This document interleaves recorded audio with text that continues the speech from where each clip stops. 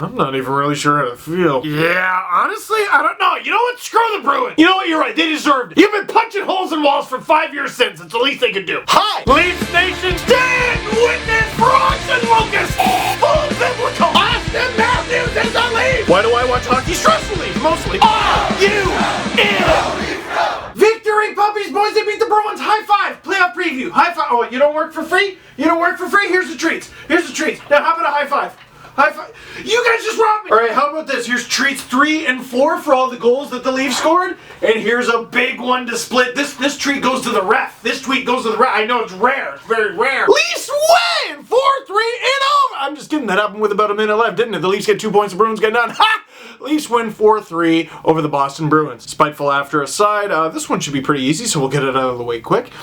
Bruins fans, if I were you, I would be so pissed. We'll talk about the goaltender interference call, or lack thereof, later on in the video, but, I was surprised. Pleasantly, but I imagine it had the opposite effect on you. I'll talk about the incident as a whole a little bit later, but on the whole, yeah, I'm gonna go with that maybe shouldn't have auto-counted. And check this out, huh? Check this out! Do you hear the footsteps, Boston? Just ignore the, games played column, okay? If you could do that, that'd be great. Do you hear the footsteps? With the win, the Leafs have pulled within 1 point to the Boston Bruins for second in the Atlantic.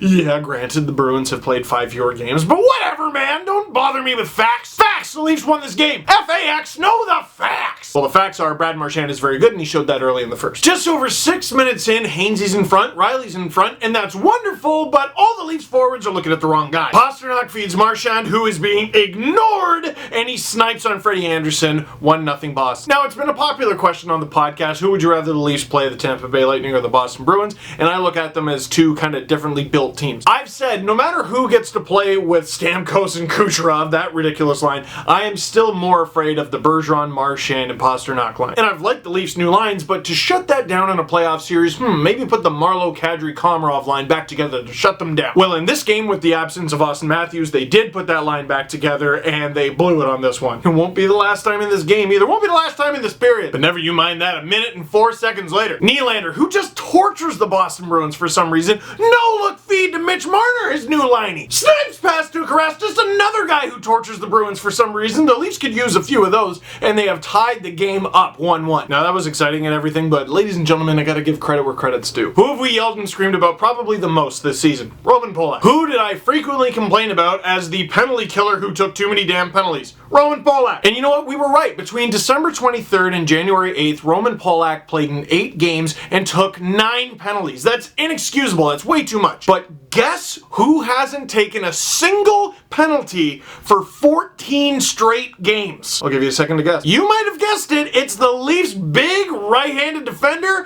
whose beard grows as he shaves it and was born legal drinking age, Roman Polak. And on top of going 14 straight games without taking a penalty, Polak got an assist on this goal, and in fact, that is his 3rd assist in the last 4 games. For those of you who care about the plus-minus stat, Polak's last game as a minus player was when he was a -2 on January 22nd. Since then, he has gone 9 straight games as either even or plus. Over those 9 games, +9, including +1 in this one. I've been ripping on him all season, but as people are yelling and screaming for the Leafs to improve at the right-handed D position heading into the trade deadline, he's playing his best hockey of the season. I seem to remember this happening last year. Polak was brutal to start the season. He wasn't very good in the midway mark either, but then like the last 20 games he turned it on and then broke his leg. And he plays just under 20 minutes in this one. Well, have fun with that, Lou. Shut up, Steve. We're not even out of the first period. I know. Leafs power play. Marner puts it on. JVR tips it, but Rass stops it. Has some Kadri? Thanks. His 22nd gives the Leafs a lead 2-1. That wouldn't last long. There's about 5 minutes left in the period. Patrice Bergeron, because it's always Bergeron doing work along the boards. Puck goes in the corner to Pasternak. He throws it in front for Marchand. Who's got him again? Nobody. Disgusting roof on Freddie. That's not even fair, and the game's tied. Leafs only outshot by 3 in the first, getting outshot by 15-12, but 15 is a lot of shots to allow per period, man. So you just want us to decrease the amount of shots against? Yes. Okay, sure, said the Leafs before outshooting the Bruins to hell and then getting scored on. Less than 2 minutes in, Jake DeBrusk bursts in and JVR back-checking at the speed of a lactose fart. He's been great lately, but that was a JV fart of an effort, and DeBrusk gets his 12th,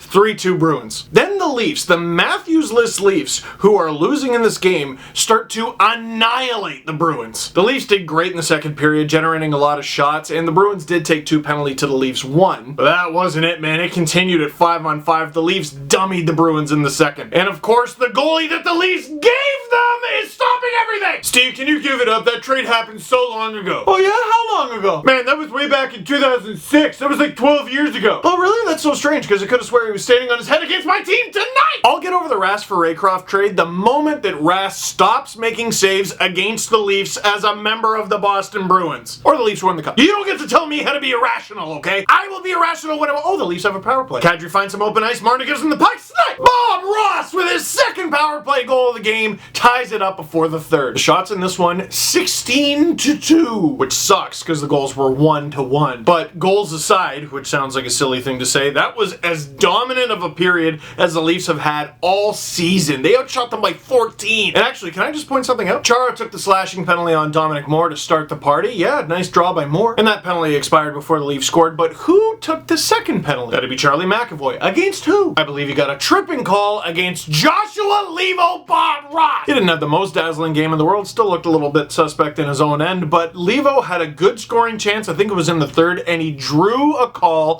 for the game-tying goal. Which, by the way, Babcock had him on the power play. So at very least, good on Babcock for when he is in the lineup, playing him to his strengths. So now here we are, huh? Well, the third period happens. Rask made some dazzling saves. Anderson made some good ones at the other end of the ice.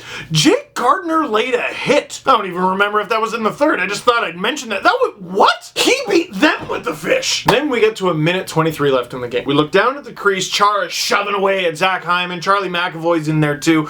But then Chara leaves the situation. McAvoy falls on top of Rask. Rask does not have time to recover and get into position for Ron Hainsey's shot, which, by the way, Ron Hainsey shot it.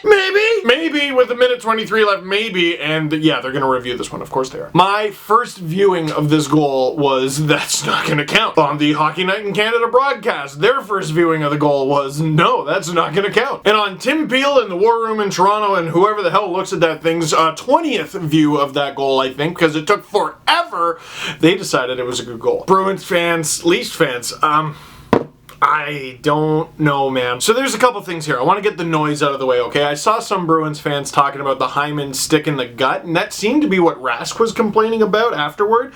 I'm not sure that was the biggest factor. I don't know what the biggest factor was, period, because I don't even know what the criteria is for these things, dude. Do you? The biggest things I look at are Hyman shoving McAvoy on top of Rask, and Hyman being in the blue paint when he does it. Now, again, because they don't let refs talk, and that's ridiculous to me. If refs just talked after the game, if they were just able to explain their decision-making, I think people would be a lot less upset. I'm not saying this excuses the goalie interference. Here's just something I noticed and something that might have swayed the refs. Look at this right here, okay? McAvoy's right skate is touching Rask's left skate. Rask, maybe even noticing this, I don't know, his left leg contracts. McAvoy's right leg still basically stays where it is, and Hyman is still pushing on McAvoy. Hyman is able to win the battle with McAvoy because his feet are planted together and he shoves him off balance on top of Rask. So the argument might be that McAvoy initiated contact with Rask or Rask initiated contact with McAvoy. It doesn't matter. Two Bruins players initiated contact with each other. The contact initiated between the Bruins players put McAvoy off balance, and Hyman was able to take advantage of that by just giving him a shove. Now, two schools of thought here. One, you still gotta have net front battles. Now, Chara puts and holds Hyman in the blue paint before McAvoy even gets there. But Hyman had ample time to leave, and he gave McAvoy some help on the way down. The question I ask myself is, if this happened to Freddie Anderson, how would I feel? And the answer is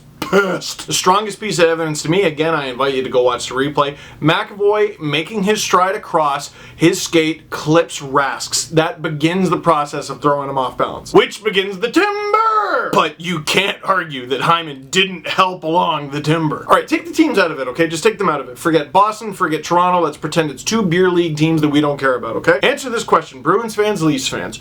Do you know what goaltender interference is? Don't get me wrong, I'm totally happy that the Leafs got a call going their way after getting jobbed at least a couple times, but the answer, frankly, is no the hell I don't. Bruins fans, I am totally cool with you calling this a BS call. You know what I'm not exactly cool with though? Tuukka Rask said, when you play in Toronto, it's pretty rare those goalie interference are called in favor of the visiting team. Tuukka, have you been talking to Robin Leonard? Do you guys remember when an Austin Matthews game-tying goal was called back in the final 5 minutes of the Coyotes-Leafs game at the ACC a few weeks ago? Tell him, Richard. Or how about when an Austin Matthews go-ahead goal against Colorado was called back? Pull out the receipts, Richard! Look, you can call it a BS call. Do not say the Leafs always get the call going their way, because no, they very do not. The best you can say based on those two examples is the goal counts for the Leafs regardless as long as it's not Austin Matthews. Leafs kill the clock, time expires, and they win the game. Do you think they'll be talking about goalie interference tomorrow? Maybe. Look, I think I've said a few times before, when a review goes super long, just go with what the call on the ice was. The call on the ice was a goal, and the call on the ice stands, it's a good goal. Tim Peel, the official, could have just as easily said no goal, and I think after that review, the call would have been no goal. So I guess after review, they thought it was 50-50. Now, as a Bruins fan, you might argue, there's enough evidence there. I'm not gonna lie, guys. I think I might be with you, but that's friggin' hockey, man. Questions? Malkin? Yeah, give it about a Sim 5. How was your day, Steve? Why is it glowing unfollow? I'm so sorry. My day was actually very good. I wrote some of the book. Did I mention I'm writing a book? Also, I did some random acts of pizza deliveries for Panago Pizza. Got to meet some lovely people and fill my mouth with pizza. And then I came home and the Leafs won. Today was a good day. Will the Leafs parade day be on the same day Tessa and Scott get married? I can't tell if you're being nice or if this is an insult, because there are two schools of thought on Tessa and Scott. One is they're definitely gonna get married, it's inevitable. And the other is two, they're not getting married. Oh my god, I got it. Tessa and Scott baptized their firstborn child in the cup after the Leafs win it. Boom! When Leo go bye-bye? Well, it's interesting, okay? The Leafs have a very good penalty kill, and Leo Komarov is part of their very good penalty kill. That being said, he's taken way too many penalties recently. And I try to think of the Leafs without Leo Komarov, and then I think, okay, well, who's gonna fill that void? And the answer is, I don't know. But I saw something today that I did not know. The Marlies' lovely play-by-play guy, Todd Crocker, says, Andreas Johnson has 48 points in 48 games, that's obviously in the AHL, is 4th in league scoring, and with 23 goals is 2nd in the AHL. The Marlies are 27-3 when he records a point.